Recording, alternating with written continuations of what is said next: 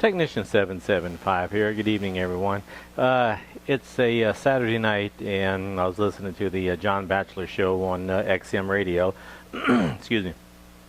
And they just were talking about the Titanic, and it was almost 100. It was 100 years ago, almost to the minute, or probably within a few minutes, 100 years ago, that the actually Titanic hit the iceberg, and you have to think back.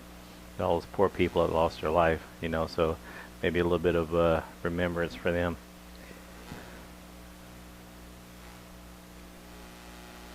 It's amazing what when looking back at history, things that's happened, with the world wars and some of the other stuff like that, so. But anyways, we'll get on to what this video is all about. Trying to keep it pretty short and sweet. I've got some 2-gallon buckets here. I picked these up from the local Lowe's Home Improvement. Now you can probably get them just about anywhere. I do notice that if you buy them online, they're just as expensive, and it's just easy just to go down to Lowe's and pick up what you need. But you can also look at U.S. Plastics and some of the other people who's got the 2-gallon buckets, and I think these are right at 62 mil. Not the thickest. I'd like a 90 mil bucket, but I don't think you can find them. This was manufactured by Encore.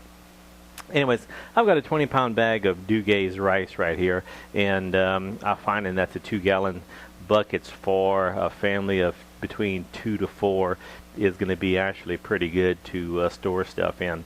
They're small enough to handle, and I think I've done 1 or 2 videos on some 2-gallon buckets. And I'm going to be putting some beans in here and some rice. I've got some potato flakes right here, some Zatarain's parboiled rice.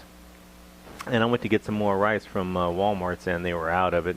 This time of the year, people are doing crawfish balls, red beans and rice, black-eyed peas, such as that. And they use a lot of the Zatarain's rice since it's really easy to cook, Also picked up some Members Mark non-fat milk from Sam's Club today. The top of the box was damaged, and they knocked $5 off of each box, so that was kind of hard to pass up. And I'm going to be putting those in mason jars later on. I've already done a video on the milk in mason jars, so we're going to cover that. But we are going to do the rice. Rice seems to be a pretty decent staple, for eats and stuff. So what we're going to do is take, and I guess there's not a quick pull, so I'm going to have to reach over here and grab the scissors, do a quick cut right across the top. Buckets are pretty clean. They're for the most part brand new. The rice is a long grain rice, and it should fill up this bucket for the most part. I have had people, okay, it's not like getting rice everywhere. That's pretty much normal for me, though. If I don't get it everywhere, I really hadn't done anything, I guess. So, but anyways, a lot of people ask me why I don't put items in Mylar. I do put some items in Mylar. Is this the 2-gallon buckets? I plan on using these probably within the next 2 to 4 years. Anything for, say, 5 years or more, and I will pack in Mylar. This is kind of an intermediate storage. Just rice you buy at the store should last about a year in the bag, in your shelf or cupboard or whatever. This right here will probably go, say, 2 to 4, 4.5, 5. You can probably stretch it out, and by that time you're going to want to take it out of the bucket. And I should have opened up the bucket by then and start eating on it. If anything, if stuff has not hit the fan yet, just to do a food rotation, and I know this stuff is going to be going up quite a bit.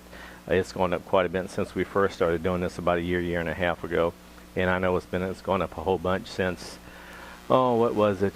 I think 98 or 99, when that same bag was running about $3, $2.50, $3. Now it's up right around 8. So, but anyways, I'm going to finish filling the bag, and probably take and put 2 oxygen absorbers in there. On my Zatarain's items, and probably got maybe, I don't know, a couple pounds of rice left. And I could probably take and shake this around just a little bit and squeeze a little bit more in there, but I'm not going to get too radical with it. The oxygen absorbers will do their thing and actually take and pull the oxygen out, and one 300cc is good for a number 10 can, and this is like about 2 gallons. So 3 of them seems to be collapsing the side of the bucket, so I think I'll just stick with 2. And I don't want to collapse the side of the bucket down, and I'll go ahead and actually pull a vacuum on these things later on. So with that done, okay, rice is in there. Brand new lid, you know, a lockable lid with the seal, with a gasket. I have noticed a lot of these do not have gaskets. With these 2-gallon buckets, you can put potatoes in there. You can put milk, beans, just about anything in there. And actually, I picked up tonight at Walmart's. I picked up a bunch, and I didn't know these were out there. I guess because I'll just look towards the Zatarain. But they do have the Knorr brand rice sides. And I picked a whole bunch of them up, and it looks like it's going to be a long-term storage item, just like Zatarain's. And I'll take and punch a couple of holes in it and do a video storing these in the buckets as well. So we'll do a video on that a little bit later on when I'm getting ready to do that. So with that said, I'm going to take and I actually didn't forget my my trusty dead blow today. Okay, I'm going to hit.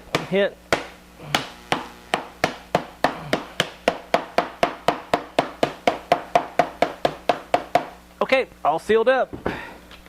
Just that quick, just that simple. And like I said, the bucket and the lid was about $5 to $5.56. It's kind of a little on the pricey side, but it costs you to take and put this stuff away. You just can't get around it.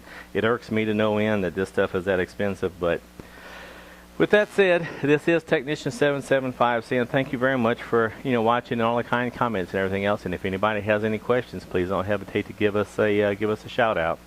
Thank you again.